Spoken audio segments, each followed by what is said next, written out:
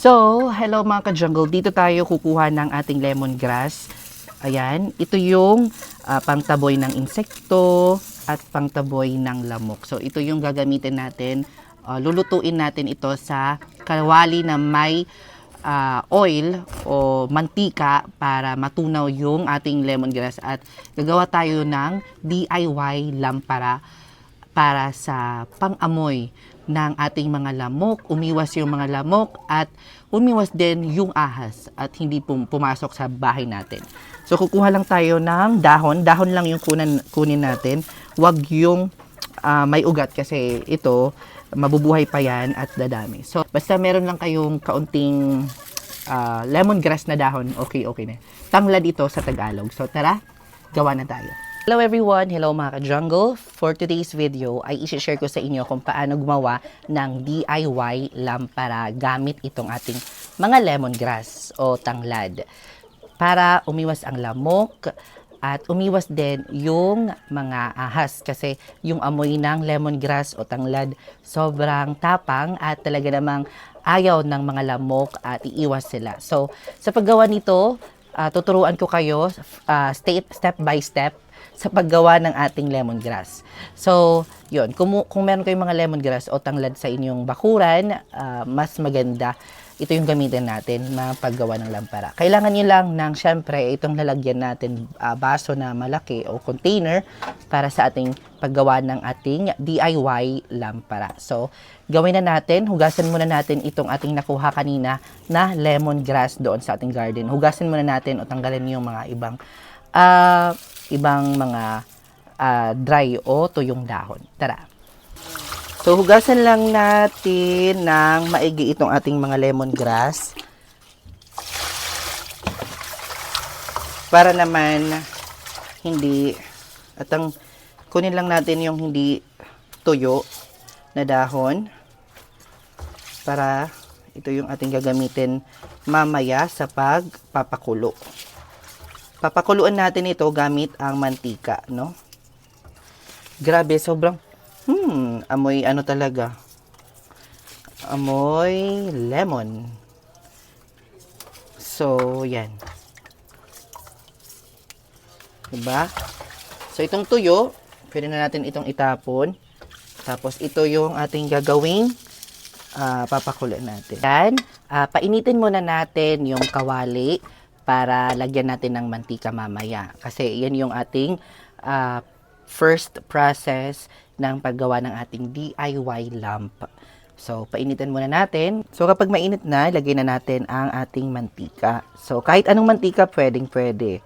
Pero, mas practical kung use oil o di kaya yung coconut oil lang. Kasi medyo mahal yung ating olive oil, no? Kasi pang ano naman lang natin yan, pang lampara. So, ang gagawin natin dito sa ating lemongrass habang pinapainit ang mantika, hatiin natin ang ating lemongrass o tanglad ng maliliit. Kasi parang preprituhin natin siya para matanggal yung katas mapunta sa oil o mantika, no? Ayan. Ayan. Naamoy ko na nga. Ayan, oh. Naamoy ko na talaga namang para talaga siyang yan mabango, para siyang lemon. So ito, ilalagay na natin yan doon. Pag mainit na mantika, so ilalagay na natin. Prituhin natin yan. Yan. At hintayin natin na medyo mag-brown siya para matanggal po yung ayan, diba? So nag-green. Ayan, nag-green na siya. Ayan. So, ito yung gagamitin natin na pang DIY lampara. Ayan. Habang nagpapaprito tayo dito, ayan, umiiwas na yan yung mga negative aura kasi yung lemongrass nagpapatanggal ng negative aura din.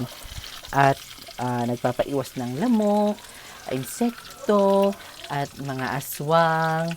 Ayan, kasi nga, yung amoy nito ay sobrang tapang na ayaw ng aswang. Parang may umiiwas sila talaga. Ayan. habang natin pinapalamig ang ating mantika, so i-prepare natin yung paggawa ng DIY lamp. So napakasimple lang, kumuha lang kayo ng bato o kahit ano, pebbles, or pwede din yung Jolens. Ayan.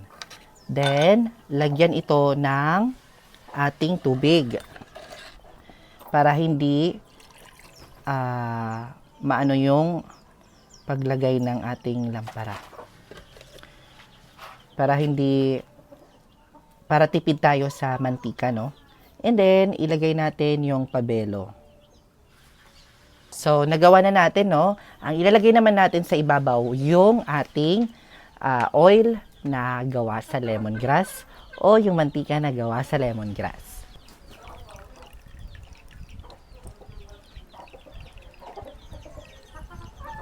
Mga ka-jungle, nakagawa na tayo ng ating DIY lampara gamit ang ating lemongrass, no? So, napakaganda tignan. Ayan, tignan nyo naman. So, inyo lang sisindihan ito para mas mapaamoy yung ating mga lamok, yung amoy umiwas yung ahas dahil sa amoy, at yung mga insekto. Kasi nga, talaga namang sobrang tapang nitong ating pang DIY lampara. So, ating sisindihan ngayon, nilagyan ko lang ng stick kasi parang lumulutang itong ating pabelo. So, pero okay lang yan. And mga ka-jungle, nakagawa na tayo ng ating DIY lampara. So, ayan, sinindihan na natin. At yan yung gagamitin natin mamayang gabi para mas mapataboy natin ang mga ahas at mas walang lamok na pupunta dito sa ating bahay, no? So, medyo maliit lang yung kanyang ilaw, pero mamayang gabi mas iilaw po siya kasi nag-a-adjust pa yan yung kanyang pabelo. So, yun, napaka-effective nitong gamitin para sa ating mga bahay gamit ang lemongrass. Ganda dito ay hindi po siya mamamatay agad kasi nga itong lemongrass na ito ay itong ating DIY na lampara ay medyo makapal po yung oil na ginamit natin, no? So, yun. Ito yung pwede niyong gawin sa inyong mga bahay kapag meron kayong mga lemongrass. Yung lemongrass ay makikita lang dito sa ating paligid, kahit saan. Makikita siya basta may tanim na lemongrass. Then, sundin nyo lamang po ang step-by-step process na ginawa natin kanina, na nilagyan natin ng oil at tapos prinito natin yung lemongrass, no? Yun, simple lang. Basta meron kayong kagamitan sa inyong bahay. So, yung mga kagamitan naman ay makikita sa inyong bahay. So, lemongrass is one of the best herbal and medicinal plant, at ginagamit din po siya pang luto. Syempre, kasi pampabango po siya, spices po siya sa ating tahanan. So, napakaganda ng ating lemongrass sa ating tahanan. Talaga namang ito po ay useful para sa atin.